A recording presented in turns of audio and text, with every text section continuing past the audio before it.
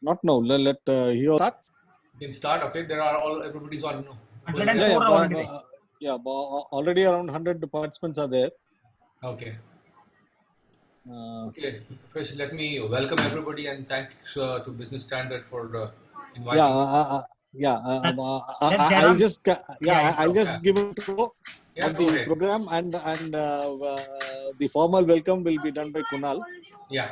And I'll just say a few things about you. That should be fine, sir. So we'll begin. Yeah, go ahead. Okay. Agi, all set? Okay. All the best. Yeah. So happy afternoon, ladies and gentlemen, and the wonderful, bright future leaders of the country. So we are here again for a Business Standard BS Learning webinar, the CEO talk, in which we have one of the topmost what I call industrial leader, Mr. Ranganath NK. Mr. Ranganath NK is currently the Grundfos Water Ambassador, and earlier he was the Area Managing Director of Indo region. Indo region, I understand it consists of 5 countries. And it's so surprising that Mr. Ranganath started the Grundfos establishment in India, which is an MNC, and he steered the company for 22 years from February 1998. Prior to joining Grundfos, he was also with Acer Motors in sales. Mr. Ranganath did his mechanical engineering from the College of Engineering, Gindi, and did his post-graduation from XLRI, Jamshedpur.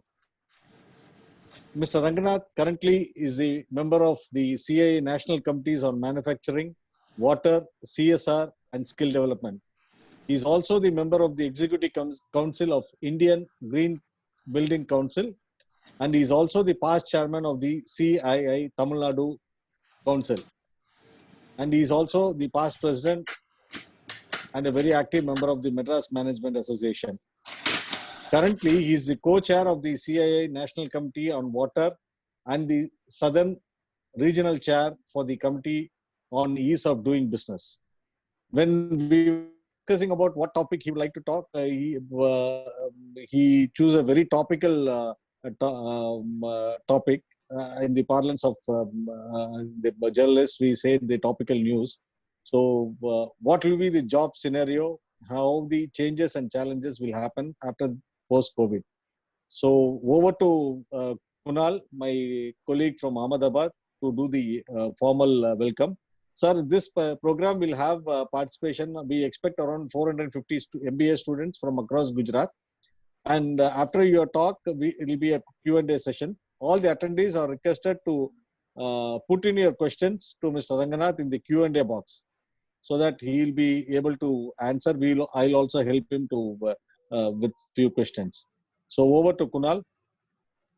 Good afternoon, sir. I'm Kunal. I'm basically looking the Ahmedabad region, and warm welcome to you to accepting our invitation for the webinar. And here around 11 B schools are participating, around 470 students from the different colleges and management institutes of Gujarat. So the topic is, sir, post-COVID, after the future scenario of the jobs of MBA students. So over to you, sir, and please start this session. The students are really good for the sessions. Thank you, Kunal, and I'm happy to meet online that many students of Gujarat. I have a vested interest in Gujarat. We have a factory there. That was the second factory we built in 2017, very close to Ahmedabad, between Gandhinagar and Ahmedabad. And I must say that that factory has started working a few days ago after the lockdown. And it's a pretty modern factory there, and we've been doing pretty well in Gujarat, in the west of the region. Having said that, let's come down to our topic. Nobody expected a thing called COVID-19 to come. It perhaps has had the most devastating impact on people as well as the economy. We have had downturns in the past, not that we are not used to it, but the downturn in 2008 was a purely economic one. But this one has impacted everybody, so it's also one. It's a question of it's an existential downturn as well as an economic and a commercial downturn that is happening now. And we must accept that it is going to take some time to turn around. Are we to be frightened? No. Are we to be aware? Yes. Um, what is the immediate impact of this? Even today, we are not very sure where we are heading. What is the right thing to do? Should we open? Should we not? The question is between livelihood and lives. Where is the tipping point? How long can we hold on like this before commerce collapses? Should we open now in parts? And then the government is grappling with it, and nobody, not even the medical field, is able to tell what is the cure for this and how long would it take. But having said that, we see that in most countries, if you look at the data, over a period of 7 to 8 weeks, it starts tapering down. There could be a round 2, round 3, but that is, we'll cross that bridge when we come to that. Now, what is going to happen now? The government of India themselves expect in India a job loss of 34 million.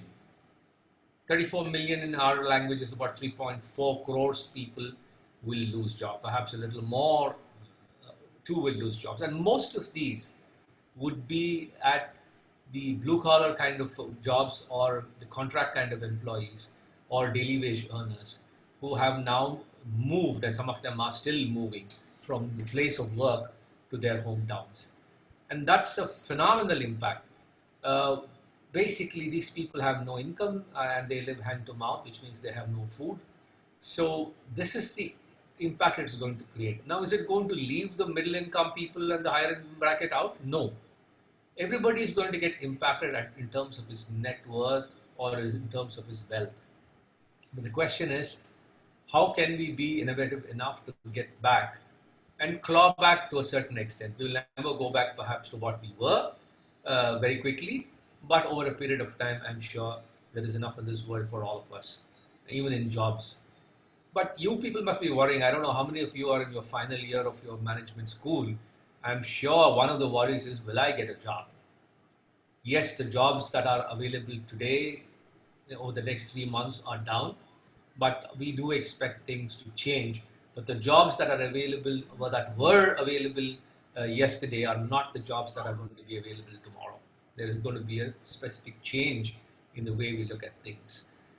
There will be job losses. There was a survey, and according to that survey, about 33% of India's CEOs felt there will be job losses between 15 and 30%, and another 27-28% felt that job losses would be between 10 and 15%. All said and done, there are going to be job losses for jobs that we see, or that we saw yesterday or we see today.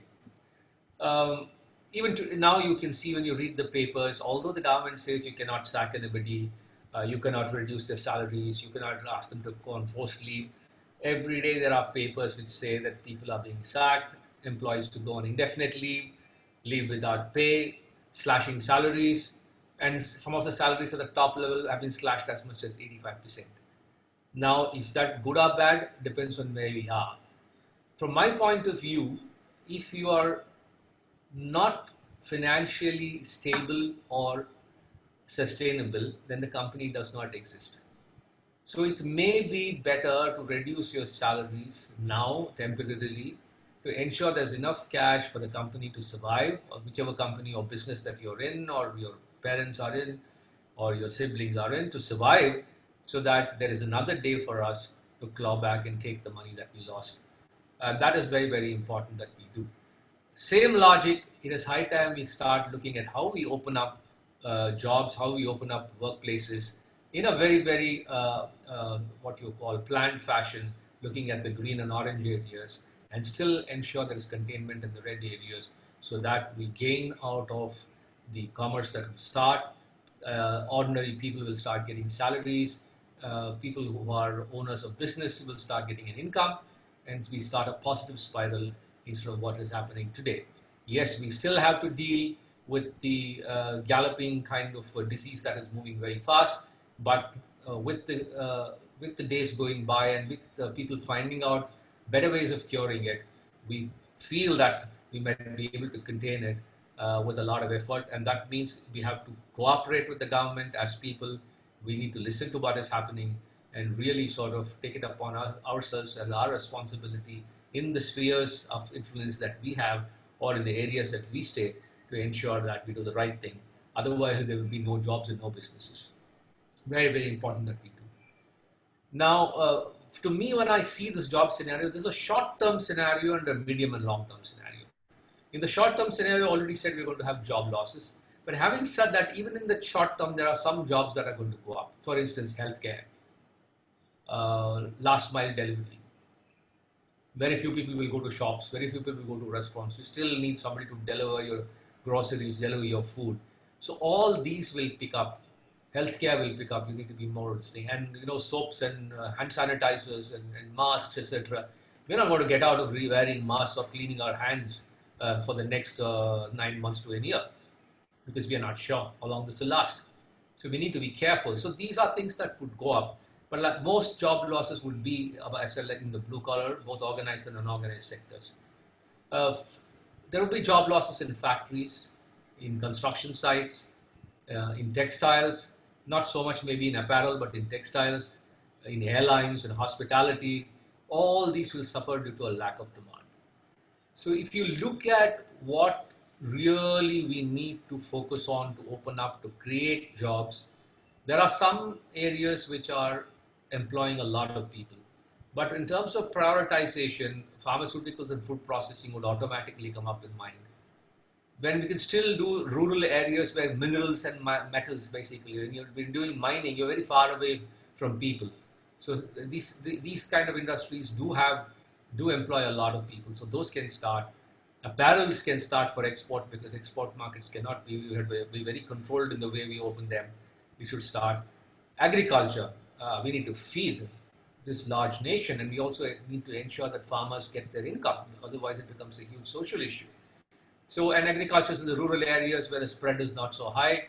So we should look at agriculture related industry or agriculture related services to start up. E-commerce, I already told you, we need to get medicines, we need to get groceries, we need to get our food. So e-commerce will come up. I'm not very sure about automobiles. Automobiles are a large employer, so we should start, but I don't know how quickly we can ramp up or how many people are in the mood to buy new cars and do this thing. But things could change. Just let me give you an example. If tomorrow the government decides that they will tax anybody over 1 crore much higher, and they'll give you a tax-free income up to 25 lakhs a year, then the demand for motorcycles and some low-end cars will go up. So it's all a situation which is based on what happens over a period of time and what decisions the government takes and how the rest of the world behaves. So these are some areas. Electronics is one thing that would probably come a little later. One, we don't have a great electronics industry, but it is all based on coming out of China and Taiwan. Some of it will move out back to Taiwan. Some of it will move out to Vietnam and what you call Thailand. But I think a few of those industries will come to India. And I think stage 3 is when you'll see jobs being created in the electronics industry, and construction might come back over a period of 9 to 12 months. Again, with hospitality, all these will start making a kind of return. And I would also say that engineering and capital goods, I'm not very sure if many companies will start investing in capital expenditure or build new factories or build new things. So this investments will go down over the next 9 months or so, and more people would be using their money for replacements. So these are all the sectors where jobs would go up and go down. So and even in these sectors, you see what will happen is that the type of jobs will change. So all of you who are now studying either will have to reskill or upskill or reinvent yourself. And this is not going to happen in a college. You have time now, you have a million courses that are there online. You need to sort of focus on something, and that is another industry which is going to boom. Online courses. I think over a period of time, you won't have any physical classrooms with too many people in it. We have to maintain social distancing. So schools, colleges, and training institutes, well, quite a few of them will be online. Perhaps only labs that are open once in a while for you to go and do that. So you need to sort of reinvent what we are doing. And what is required? let me give you an example. Let's take factories where blue collar workers and production engineers and production managers are working. We cannot have a lot of people like we have today working together on the shop floor because we have to socially distance. So I suspect in the medium and long term, more and more robots will come into the factories. Robotics is something that is going to take off. It's not short term; it's medium term.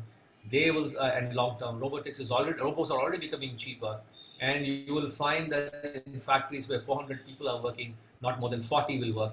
Most of the machining and most of the handling will be done by robots, and somebody will be sitting at home controlling these robots, sitting behind the screen like you and I are today. If you had said about 5 months ago we would be meeting like this, we would have been wondering why should we meet like this? We can meet physically. But today, I think this is what we're doing, and this is going to increase further as time goes by. So jobs which require you to be on the shop floor in great numbers are going to disappear, never to return again. Industries will move back. Most industries will move out of China, not now, because China now is the only country which is supplying the world. Even today, they are the only ones. None of the other kind of factories in the world have ramped up so fast as China has done. They went in first with COVID and they've come out first. But the sentiment is such that you will find a lot of companies slowly pulling out once they find a base. Now, how many of these are going to come to India, and what are those?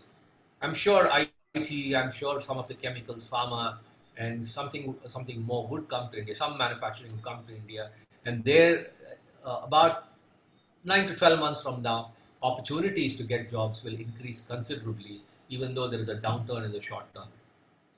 So this is something that you guys have to watch. Look for what they want. Look for these kind of what you call companies that would make their beeline into India, and make sure you're trained.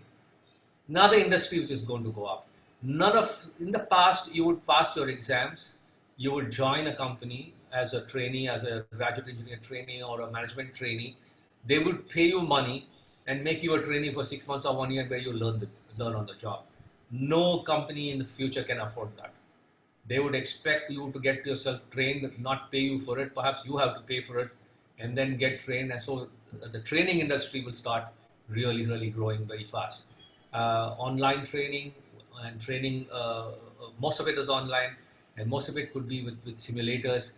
And then you go into a space which is physical, so that you get the final training, and then you start working, and that's when you'll start earning money. So that is something that will go on. It is inevitable, and that is something that you people have to be prepared for. It's not a bad thing. I mean, you can easily get yourself trained today. It's not very expensive to get online courses.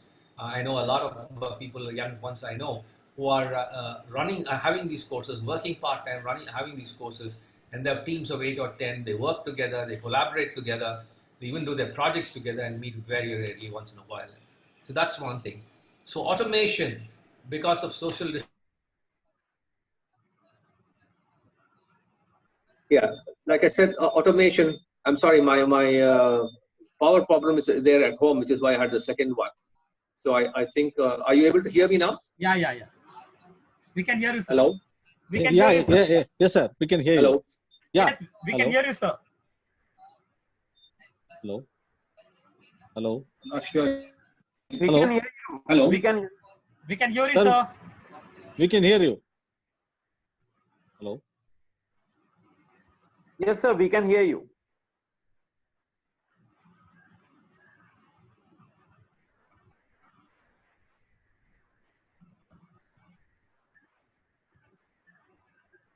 Hello. Hello. Hello. Hello. Yes, sir. Hello. Sir, we can hear you. Hello.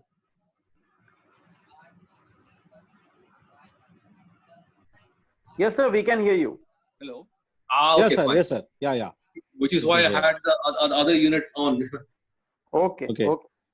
So I knew this would happen because every afternoon I seem to be having problems with mine. So everybody's on Yeah. it. Okay, fine. Okay. Yeah. So basically, like I said,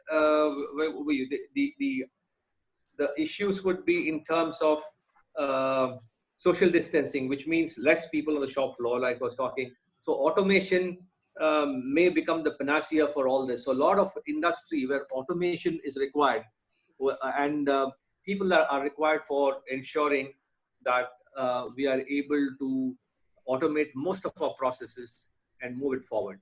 So this is very, very important that we look forward to. Maybe you get yourself trained for this. So the other industry that'll improve is safety equipment. Safety on when traveling, safety while working. This is going to be a big thing, because with the hit that people have had with this COVID, everybody will protect themselves against whatever kind of pandemic that might be in future, or any kind of epidemic that might come about. So that is another area that you need to have a look at. The next thing that I come about, I already spoke about education, how things will move out of classrooms and perhaps go online. One thing that is very important from now on will be continuous education. The rate of change, what is now is called a VUCA world, the rate of change is so high in the current situation. So what you'll have to do is to sort of update yourself on a continuous basis, which means that you will have to train yourself and take these online courses on a regular basis and make sure that you are ready for any kind of changes that come about, because there will be a lot of changes and you should be able to change on the fly. So such jobs will increase. Continuous education will help you and ensure that you're always current and you're relevant. Technology will be all pervading. When I say technology, I'm talking about IT, IoT. Everything will get connected, everything will get embedded. So that's the only way to work remote. Now we have seen that we need to work remotely. So it will pervade, technology will pervade everything. And industry 4.0, as they call it, will get accelerated. If you look at long term, already we have started with work from home. Work from home means remote and digital working will become the new norm. Education, working, everything is done remotely and through digitalization. So in the long run, I also feel that buildings as they are built today will change. Jobs they will become, buildings will become smart. Every building will become smart, and you will see that most of these buildings will be for living, playing, working, and for entertainment. If you live in a building, you don't have to get out of it. It will be tall buildings and perhaps even agriculture, a few floors of growing your grows plants and fruits and vegetables, soilless, in something called hydroponics. I see this happening in about 10 years' time. So so you don't have to go too far away. You don't have to truck things. You don't have to ship things. So another area is digital agriculture, smart agriculture, as we call it. This is going to go up over the next 10 years, where you're able to grow in the middle of cities all that you want, especially your greens and your tomatoes and your onions, etc. So this is going to move fast. And consequent to this, will there be jobs the way you see today? Will there be employment? That is another doubt I have. I don't know how many of you have heard of something called the gig economy. The gig economy is, sorry for that sound, that's my PC booting up again. The gig economy is where you are an expert in a job and you're not employed by anybody. You're actually contracted by various companies on an hourly basis to do the job. It is not a blue collar job, it's a white collar job. Let us say you're very good at strategy. You'll be probably working for 10 companies on strategy on an hourly rate. At that point of time, you'll have NDAs, you'll have enough what you call, people will be sort of trained enough not to reveal things from one company to another. And there will be these people who are experts, who go around, who are their own bosses, then they will work for various companies doing the job that they know best. And this is already taking off in the West, and I see this will probably be the way we go in future, and that is what is going to happen. The gig economy, the gig workers will increase. At this point of time, the gig economy that we see, which are the Ola drivers, the Uber drivers, they've had a hit. Whereas the delivery boys from Swiggy or Grofers or whatever the other fellows are, they've seen more jobs, or even Dunzo. I find that they're recruiting at a furious pace even now. So there are pluses and minuses. The question of how we tweak ourselves into where we want to be when this starts opening up, and when this restoration of jobs comes. But like I said, we need to see what kind of jobs that are coming. I already spoke to you about gig workers. Even mainstream companies will start moving towards hiring freelancers and not employ people, which means the people who are employed will not be role based. They will be taking contractual people, just skill based, and that's what's going to change. And more companies will look for reducing their fixed costs. The idea is to reduce fixed costs. And how do you reduce fixed costs? By going into a contractual basis. I'm again going to attempt joining this through my PC, but anyway, I'm still talking while if there are some noises, just pardon me. So this is another area. So from role-based to skill-based. So make sure that you have some skill you're very good at. Everybody has a skill. Make sure you're the best at it, because that makes it much more easier for you to be hired in future. The other thing which will change, again, I already spoke about it, it's a service industry. Restaurants will dwindle, hospitality will dwindle, but then delivery, last mile supply chain delivery, that will change. And supply chains will move closer to home. So that is something that will perhaps happen. Can you see me on the other one now? And Yeah. Yes. So I will just try to shut off my. No. Hello. Yeah, can you hear? Yeah. Yes. Okay. So, so students finishing this year may find jobs in shortage immediately for at least 6 to 9 months. So be a little patient, it will open up. Meanwhile, train yourself. Like I said, make sure that you are picking up skills and train yourself in whichever area you want to go work in. And fresh graduates who are expecting lengthy trainings from, like I said before, and getting paid for it will not happen. And you should now start looking at training yourself outside and then get into a job. Jobs will increase, no doubt about it, over a period of time. They will increase in many areas. I already spoke about it. I so told about healthcare, digital, hopefully manufacturing companies coming back to India from the other countries. But the most important change that I see in India would be there will be a lot more entrepreneurs and self-employed individuals than there are people who are seeking jobs. Gone are the days, I think, where you have very high-paying people employed by industry. That will reduce considerably. And if you are going to say that, okay, every year I'm going to jump and get my salary increased by 25-30%, that I think would not be happening anymore, because the kind of salary cuts that are being given, we are going back to salaries which were being handed out perhaps in 2015 or 16. So that's a truth, but that's okay. You still have a job, you still have some income, and that's far better than not having something. So cybersecurity, supply chain managers, legal experts, all individuals, self-employed professionals, legal experts, life sciences, biotech, life sciences. Today we are struggling with what to do with COVID. You see the number of people who will join life sciences and say, okay, how do I deal with the viruses? How do I deal with the what you call bacteria? So this will increase. Then of course you will have online entertainment industry. Everybody is now having so many online entertainment things that are going on. Everybody has something. Netflix and Amazon, Prime is on one side, and look at the number of Z5 and Sun Digital and XYZ.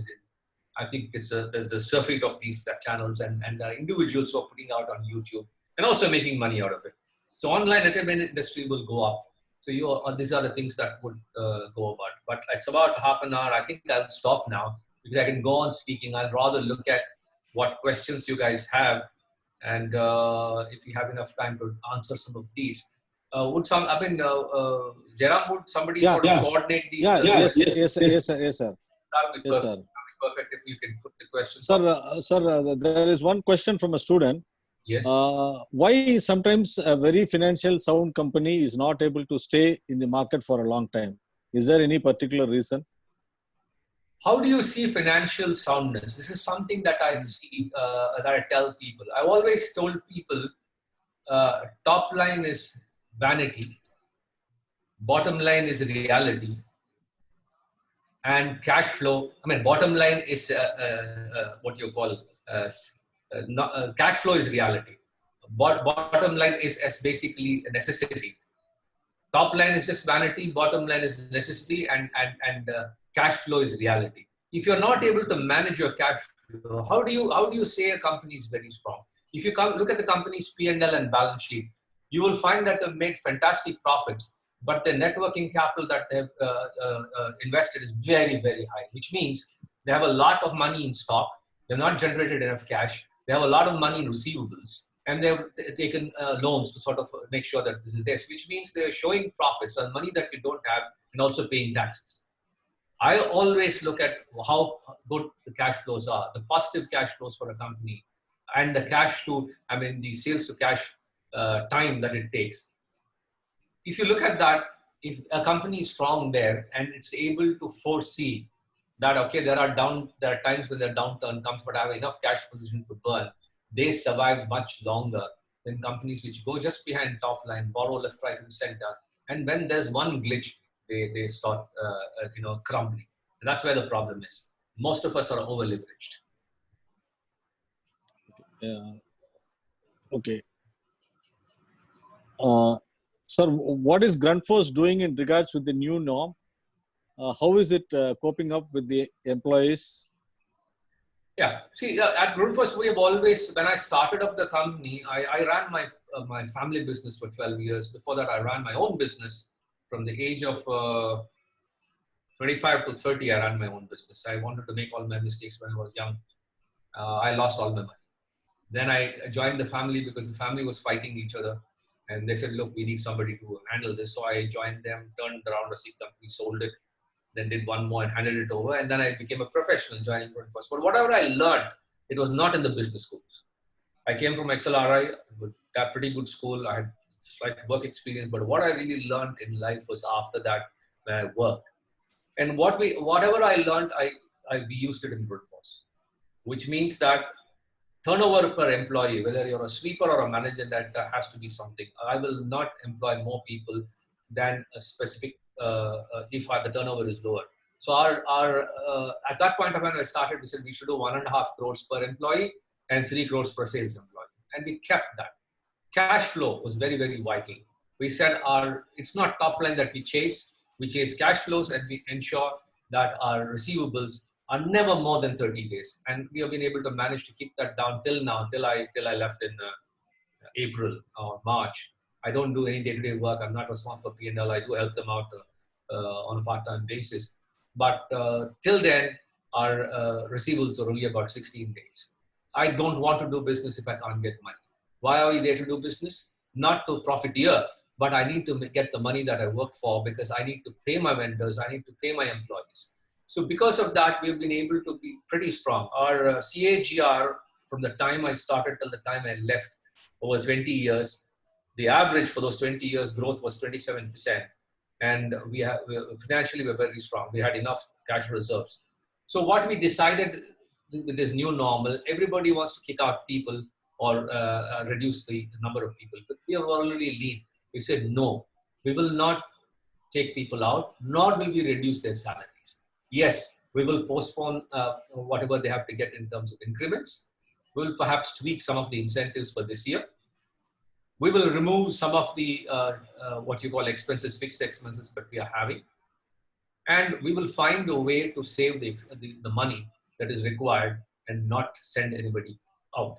See, the kind of loyalty that builds up is phenomenal. And not that we take the call. Actually, we discuss at every level, including blue collar.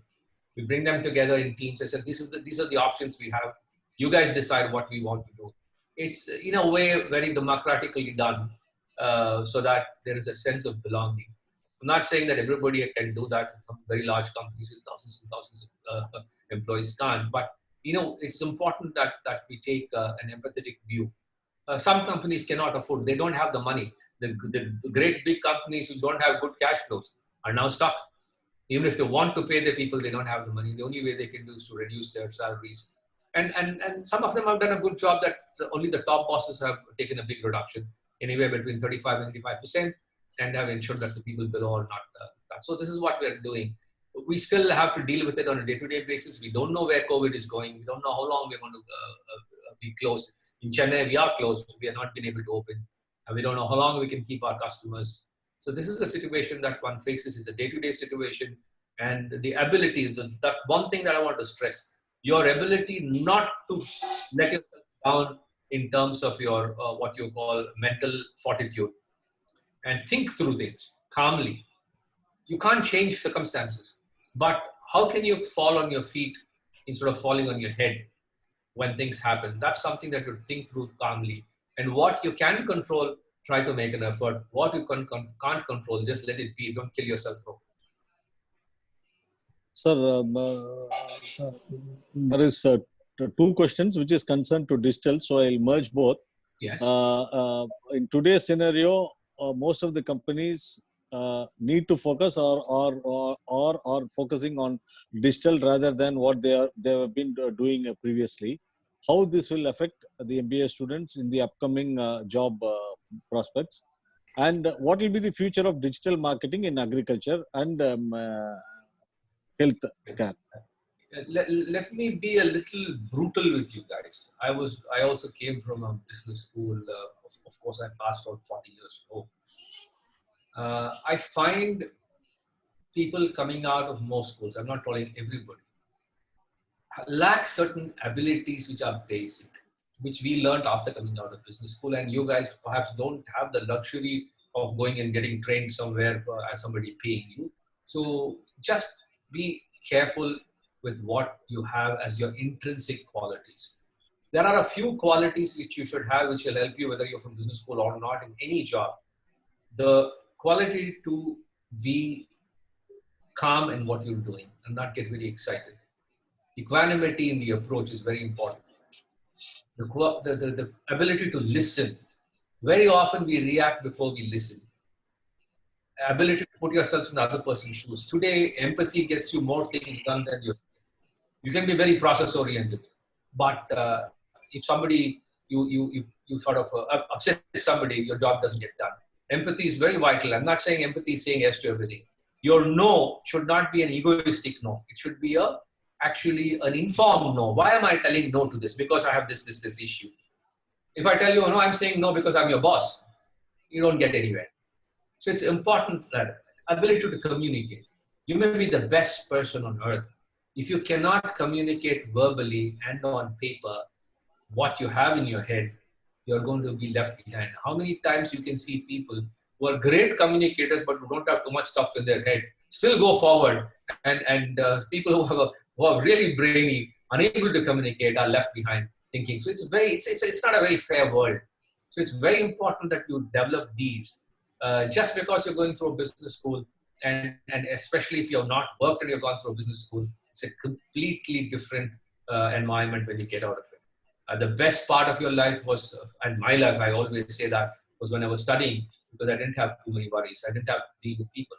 But when I started working, it's a jungle out here. What they call a corporate jungle is actually true.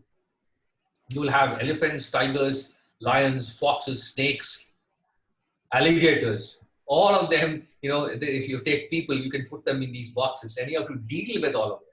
You have to deal with the right kind of thing. You have to manage your bosses. You have to manage your people working.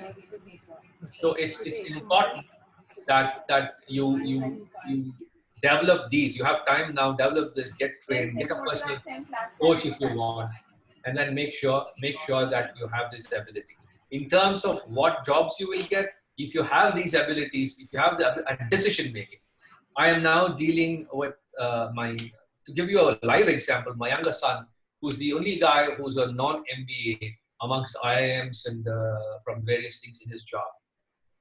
And he's the only guy who's worked base up from setting up things. And he worked for a startup.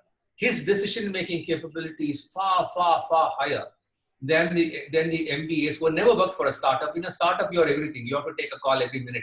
Things change. So when you go into a large organization, you don't have that exposure.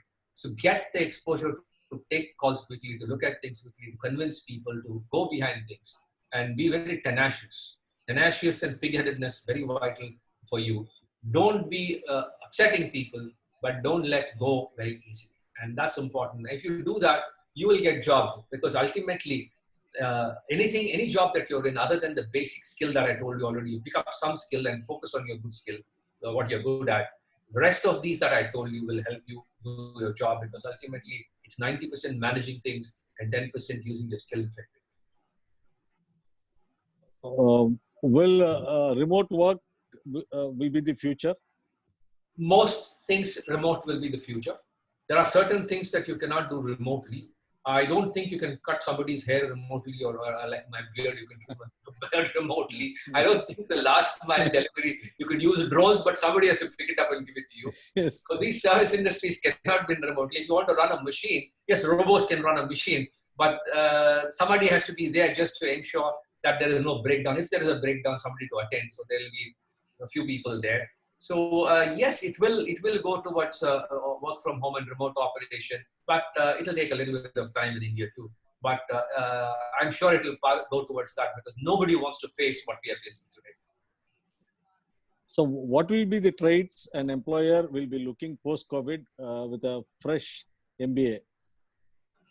See, everybody will look for people who have the ability and the agility. If you ask me personally, would you hire an MBA? I don't care what you study. No, I don't care. I don't care where you study, what you study. You come and speak to me. I will evaluate your ability to quickly grasp things. I will look at your mindset. It should be a can-do mindset. If you're going on, tell me, I can't do this, I can't do this, I don't know this. You should have a vivid imagination. You should be able to suggest things. You should be able to take part. You should be able to communicate. If you are doing this, I will take you on, because I know that you have the basic ability to move things forward. Because moving things forward at a time when there is a crisis is very different from moving things forward when there's no crisis. When there's no crisis, everything gets papered over. True leadership comes when there's a crisis, and what we are looking for is true leaders. So anybody of you who's from an MBA, MBA is a fantastic course in terms of giving you the grounding of what you need to do in terms of your thought processes, in terms of a holistic thinking on businesses. Build over that and use these. I'm sure you'll get your jobs. Jobs will be a little tougher to find, at least like I said, about 6 months. But don't lose heart. Get yourself trained a little more. Keep at it, and I'm sure there will be enough jobs coming. So what will be the trends for businesses which are related to green energy and green technology post-COVID? That's a very strange thing that because of COVID, the environment actually has breathed fresh air. You can see wildlife in this, you can see clean water, clean air. So people now have realized that we are overloading this earth. And I think there will be a huge movement towards the greening and the green, what you call manufacturing movement. People will realize the more and more they pollute, the worse this is going to be, and more of these pandemics that will come. So we have to give this universe and this earth breathing space. So we have to be sustainable, and sustainability may be at the core of many of the businesses that will come up in the near future. So there is a green future and a bright future for green areas. Sir, I have a question. I have arranged for many B schools and industry visit to the Grundfos factory. So they were all so amazed At that point of time, they used to tell it's so hygiene, the factory used to look so clean, and lot of green initiatives you have taken. So now this scenario, I think Grundfos will be ahead of all the other establishments. Kind of, we will see what happened. Let me give you real life stories. When the SARS thing came at one point of time, the precursor of COVID, that is also a coronavirus. When it came, a lot of people did get some kind of flu or the other, but not necessarily SARS. But in our office, where all the air-conditioned spaces had something called a HEPA filter, which is filtering just like an operation theater. And we had ultraviolet lights in all the return air ducts, which means it was disinfecting. So there was no spread of any what you call virus or bacteria when people came to the office, even though they were coughing and sometimes having a cold. Very rarely, the spread was very, very thin. At the same time, we ensured that we had enough oxygen. We monitored oxygen levels inside the air-conditioned spaces, because generally what happens, if you sit for a long time inside air-conditioned spaces without fresh air, you feel very tired because the oxygen levels go down. We monitored that. That was one. The second thing is when the floods came in Chennai and Tamil Nadu, there was water all around us, but we were clear because we had built it to principles of green.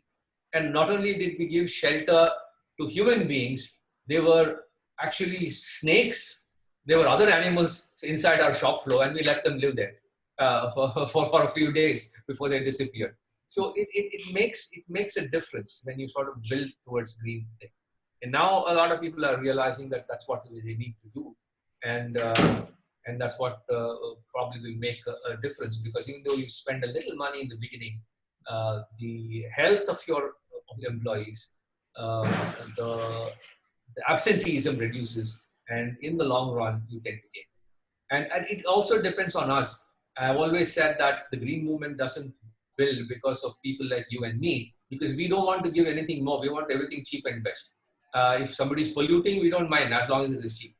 But look at the cost we are paying today now because of all that. So it's good to sort of say, okay, to go back behind a product or a service and say, oh, how green are you? What is it that you're doing? Do you have a green supply chain? How much is your impact on the environment? If you're impacting the environment, I don't want to buy from you. What a change came when the children said we're not going to buy child labor crackers from Sivakasi. What a change.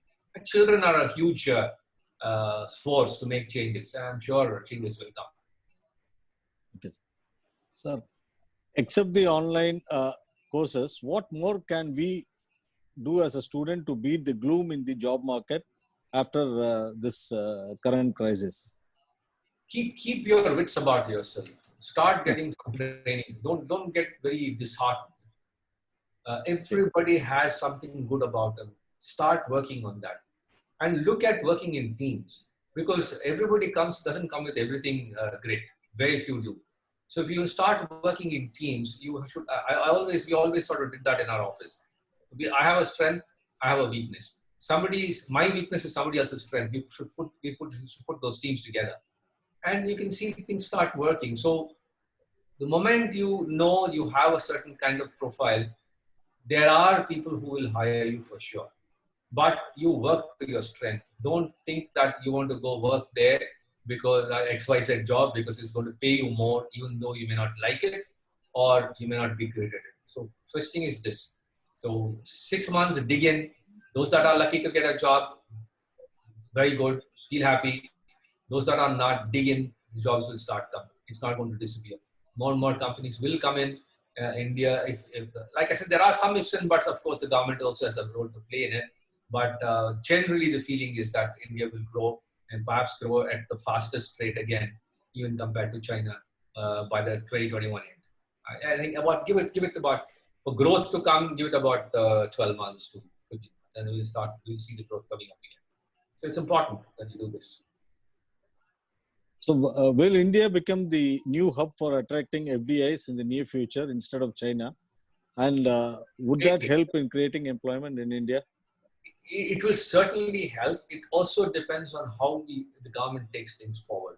Today, the companies that are coming out of China, about 50% are going into Vietnam. Some are going into Thailand and Indonesia, and about 8 to 10% are coming into India. But the American companies, I think, seem to have a slight preference to come to India too. But we have to make things a little easier. We have made things so complicated, our tax laws or the way we deal with things, the kind of red tape, the kind of corruption that we have to get rid of it. And it's us as citizens who have to protest against this nonsense. Because the moment we fall for prey for it, everybody's into it. So even today, I know somebody called me that although the central government has said trucks can pass through, whether it's essential or non essential goods, I got a call from a friend of mine in Andhra. They were stopped and they had to drive their way through. How ridiculous and disgusting this is. And this is something that we need to stop.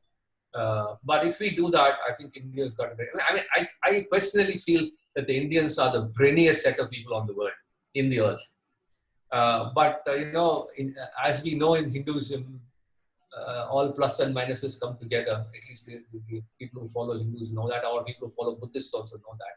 So with the great plus of a great brains and fantastic intelligence, they also made us one of the most lazy and crooked kind of people that we are. So we use all our brains for crookedness. Why not use it for the good? So that is something that we need to do as young students. You guys, India is your future. You should sort of make the change and push these people. And these two generations after independence have taken India down. But I'm very, very bullish and confident that the generations that have come, one after me and 2, 3 after this, will turn India around to something which is really to be a model for the rest of the world. But it takes generations to make the change. And so the current set of students cannot be waiting for that. But I'm sure you will find your jobs. But keep it on, keep the baton moving, make sure that you have the right attitude and the right value systems. So how about the opportunities for data analytics and the financial sector? Yeah. Data analytics and artificial intelligence and machine learning is going to go through the roof. That is something, if you're good at, mind you, you're getting a job tomorrow. Everybody is now looking how data analysts and AI, they are trying to use to find out how COVID spreads, what kind of models have to be used. Could we use this to sort of scan people and say whether there's COVID or there's no COVID? I know people who have taken all the data from Italy and they've in IIT Madras and also IIT Kanpur, I think, or one of the others. They have built an analytical model. So that is going to go really, really far. I'm sorry if I did not mention to you, but that's what I had in mind. Data analysis, artificial machine learning, something that you need to know in any area that you're in, because it's something that is very predictive. I myself did just to know what it means. I went for a retreat for 2 days, and by God, I came about with my mouth open. I'm not an expert, I don't even know, but what it can do is unbelievable. So there is another many questions question are popping up. Yeah, many questions.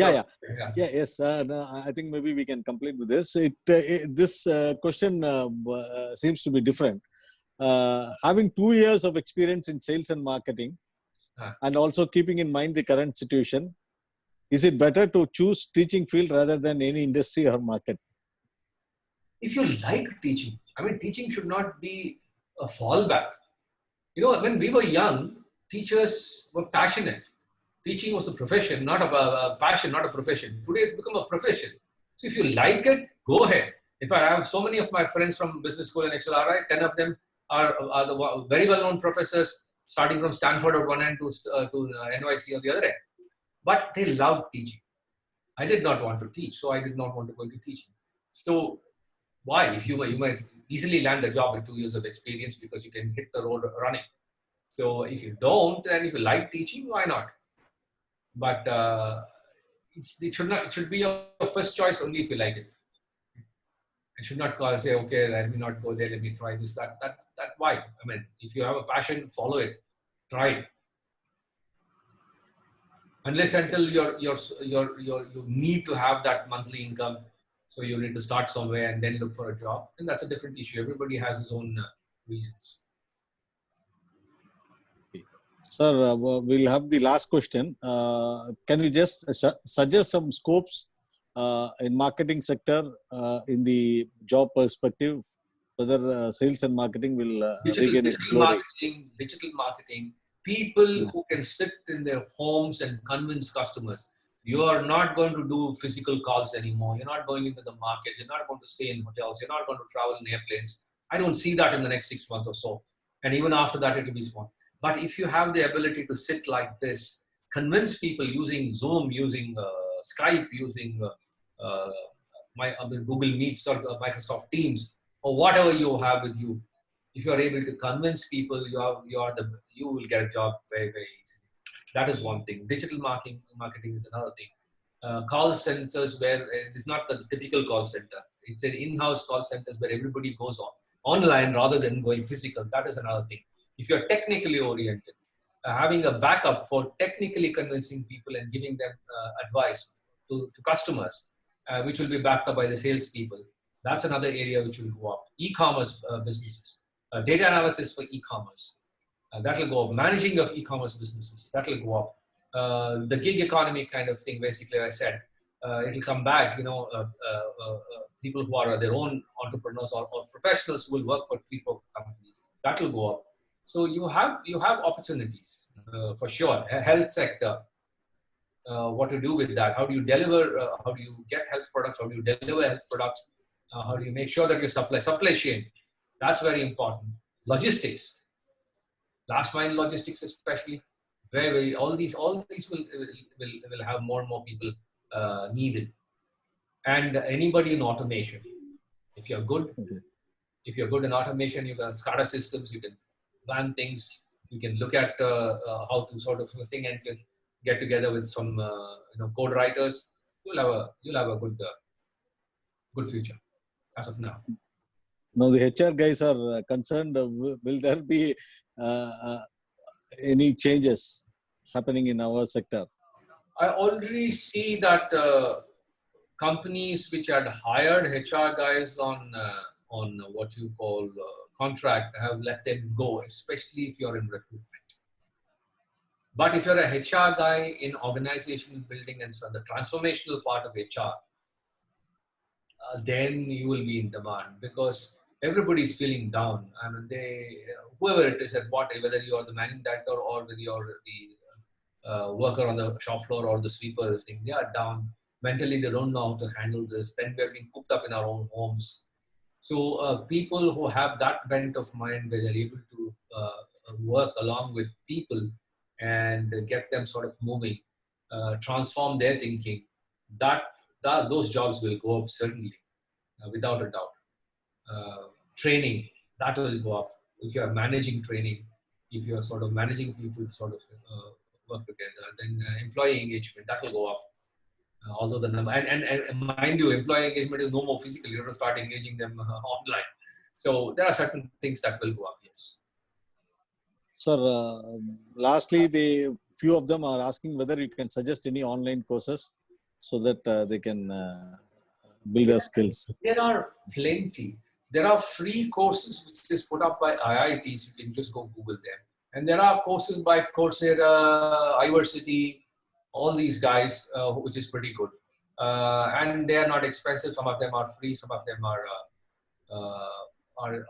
I know one of the courses I took was free because I'm totally zero in music.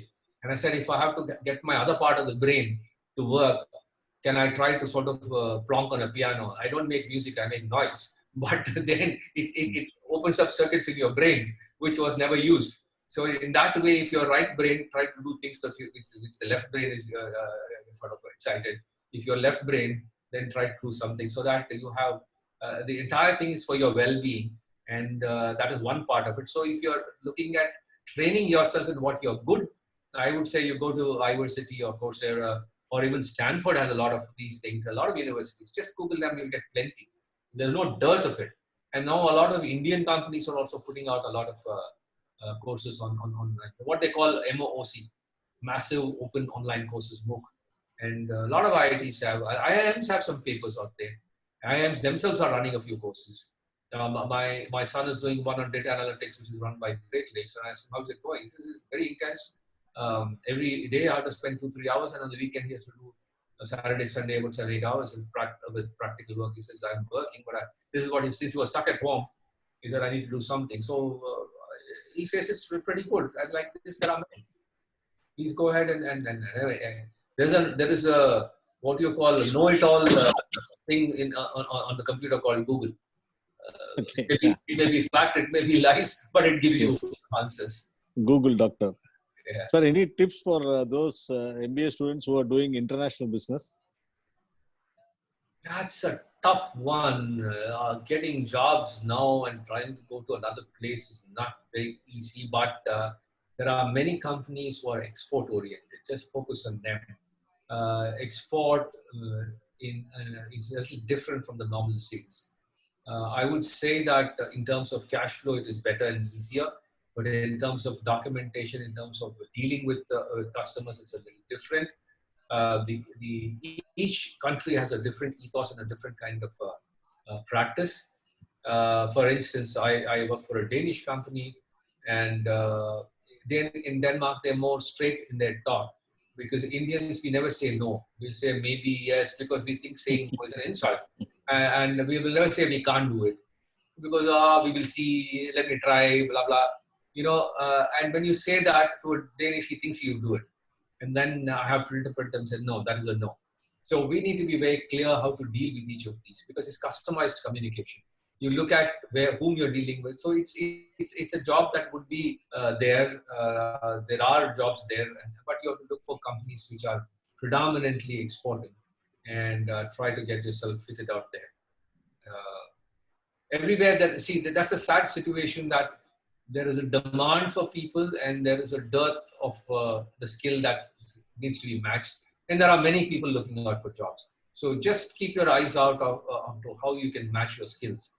And if you're, and also look for those companies where your value system and the company's value system matches.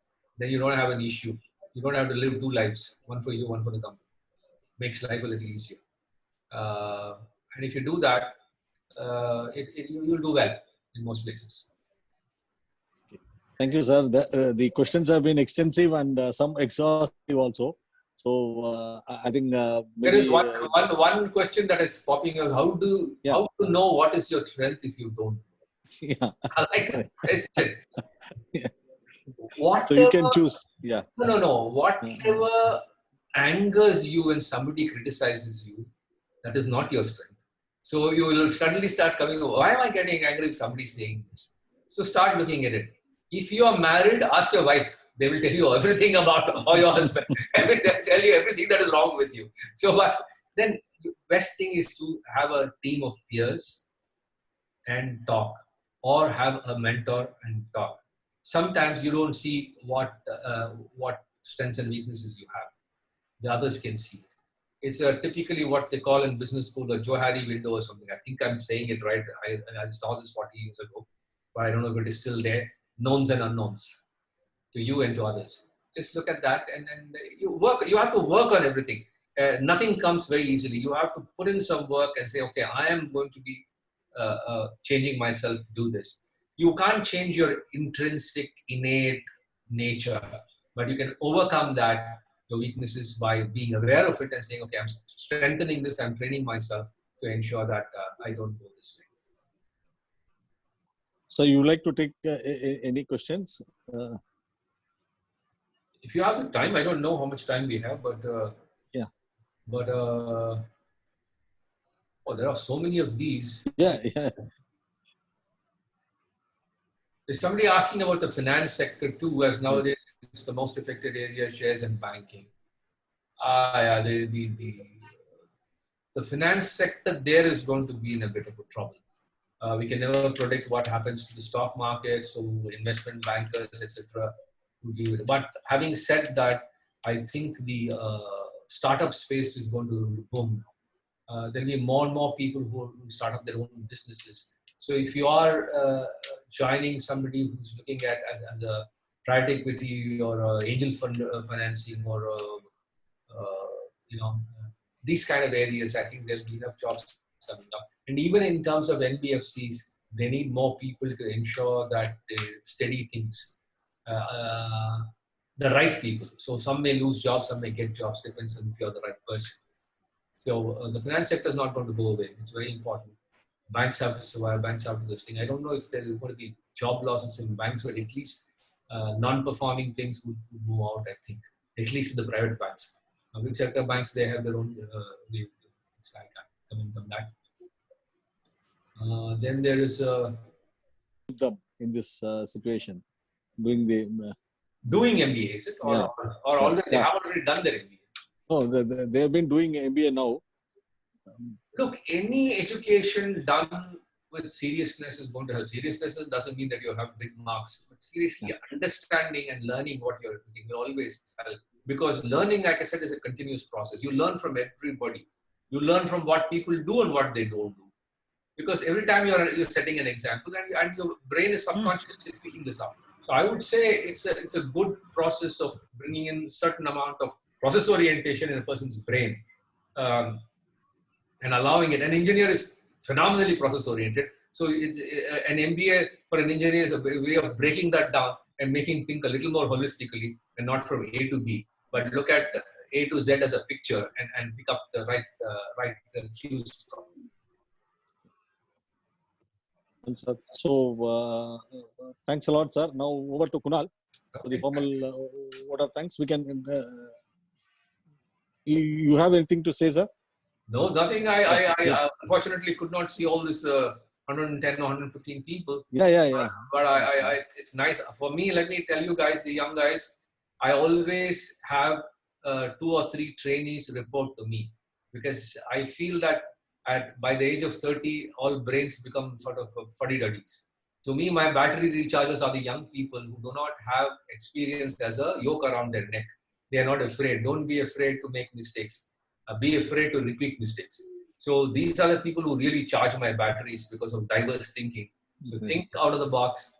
Make sure you have a can-do attitude. So this is what I always tell people. Young people are the best battery chargers for guys like me who are in their mid-60s. Thank you, sir. Over to Kunal. Kunal? Can you hear me, Kunal. sir? Yeah. I can hear you Okay. now. Yeah. I would like to express our gratitude to Mr. Rangnathan, sir, for accepting our invitation for the webinar. And also, I would like to thank to Jairam, sir, for his support and continuous guidance.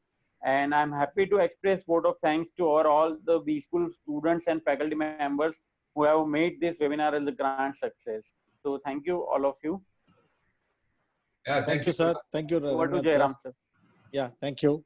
Thank you. So I'll just sort of leave now. Yeah. Thank you for your insight.